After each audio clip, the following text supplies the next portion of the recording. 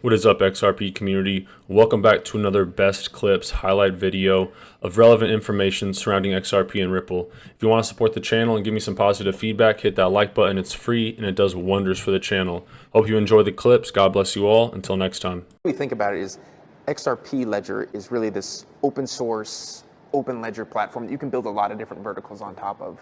And when we talk about the internet of value at Ripple, we're thinking much bigger than just cross-border payments. It just so happens cross-border payments with institutions is the niche that we're focused on right now. It's kind of like Amazon with rare books in the early days, just this market happens to be a $10 trillion market. You know, we think that games are going to be the mass adoption moment for the blockchain, and I'm just wondering what you guys think about games on the blockchain. Which blockchain is going to be the best for it? Who's going to be the most enticing and that sort of thing? I'll jump in real quickly. I think this is one area where maybe blockchain use is underhyped. I don't think people talk that much about blockchain use in gaming. I think it's incredibly interesting. In terms of which underlying blockchain's most efficient, that's, I think, a question of speed, scale, what have you. I don't think there's going to be a winner take all in that space, but I think certainly you're going to see interesting new projects in 2019 around that. I know there's a couple being built upon the XRP ledger, and I think it's going to be a very interesting space to watch in 2019. Absolutely, I agree with that. Would love to hear what's being built on XRP.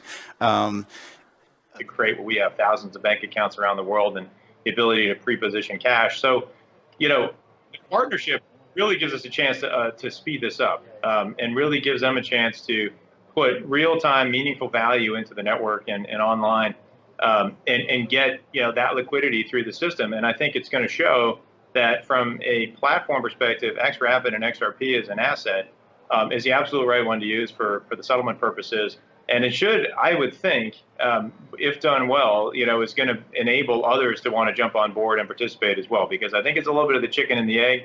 I think we have liquidity. We don't have the speed and the back end processes.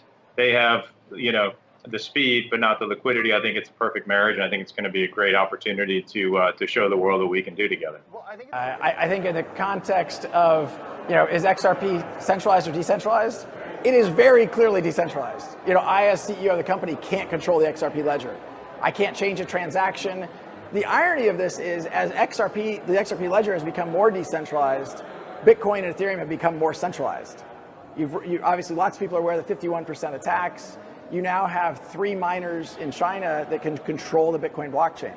So when I hear people kind of making the points, is the XRP ledger centralized? I think there's a lot of people out there that are fighting holy wars, and they're spreading misinformation. And they're spreading misinformation because they have an economic interest in that. I don't worry about some of this stuff because I feel like the facts, as I said up front, the facts will set you free. And the fact is that XRP, anybody can participate in the XRP ecosystem. And if Ripple does something that's not in the best interest of the XRP ecosystem, the rest of the ecosystem could ignore us. So I think it's very, I think when people dive into the technical details, XRP is very clearly decentralized. That's one thing I guess I would want the community to understand. The most important thing probably is the people who continue to conflate, and I think some people do this intentionally, conflate what is XRP and what is Ripple. Ripple is a centralized company investing in a decentralized technology in the same way Amazon was investing in TCP. Many different players in the financial services industry can use. Our goal is to work with financial institutions. Improvements have you made to the Bitcoin blockchain or the Bitcoin ledger? Well, so in the very beginning, we built a federated, what engineers and computer scientists would call a federated Byzantine agreement model instead of proof of work. And one of the first challenges that we had after we said, can we actually make this work? I'm like, okay, we can make this work. But the next challenge we had is what is it good for? What can it do better than existing? If you invented a new material, but it was really heavy, really expensive, it rusted really easily, it wasn't very strong, you'd be like, cool, we built a new material, now let's go build something else, right? So it's it had certain characteristics, and we were like, what problems can it solve that proof of work maybe isn't as good at solving because of those different characteristics? And the first thing that we hit on was a cross-currency system. So one of the big differences between federated Byzantine agreement and mining is when you mine, in a proof of work system, the miner who mines a particular block gets to choose every transaction in that block. So they're the sort of dictator of the moment. And they're completely self-interested. They're not trying to help you out, right? They're trying to help themselves out. So now imagine if you had like the New York Stock Exchange and a different self-interested party ran it for every 10 minutes. Boy, that would look a lot different than the New York Stock Exchange. So what we thought of is, we don't have a dictator. Every transaction is voted on by a majority, and that majority is selected for the fact that they pick transactions in an unbiased way. Like if someone picks transactions in a biased way, you just stop listening to them. And so we thought, what could we target? And we thought we could target an exchange system where people want to trade one currency or one asset for another. And so we built the ledger from the beginning as a multi-currency ledger. And I think that we built in peer-to-peer credit and lending, so like I can extend credit to people and they can sort of draw on that. And I think that's probably the key difference. Is, as you know, a digital asset which was designed specifically for very, very high volume, very, very fast transacting. To be effective with a corporate treasurer, you have to really connect into the software that they use, whether it's a Kyriba, it's a SunGuard, SAP, Oracle, etc. So the XVIA connection software is API driven.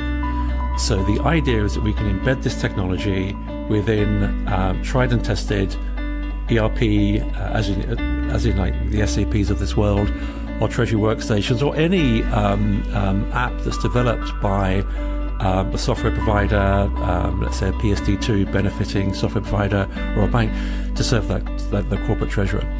And that means that the day-to-day activity that they run through, the connections back and forth with the banking system, etc., that can all be driven through this embedded API connection. Very smoothly, we developed XVIA from the outset to be hosted, which is another so very it's intended important to sit on the client side. Very important point, or even on the cloud. So the idea is if you have Kyriba in the cloud or SAP's FSN network, for example, I'm just picking a few names out. The direction of travel for software provided to corporates large and small is to put them on the cloud. The customer experience, they'll be accessing the cloud software supporting the treasury, or let's say the finance function. Embedded in that cloud proposition is Ripple's delivery capability. We believe very strongly that as the marketplace develops into a much more interconnected world, there's an absolute powerful position for effective assets to be used in this way. And the key thing here is that you work with the regulators, with the establishment when you are bringing something new into market. So we work really closely with the world's leading regulators. The Bank of England ran a proof of concept, trialed Ripple last year, for example. And most of our corporate customers and global customers are banks, and many of the largest banks in the world. We did that on purpose because you have to work from the inside to evolve an industry. So last year we did a POC with Ripple, together with Ripple, to use our products with blockchain messaging, and we succeeded. So now we have software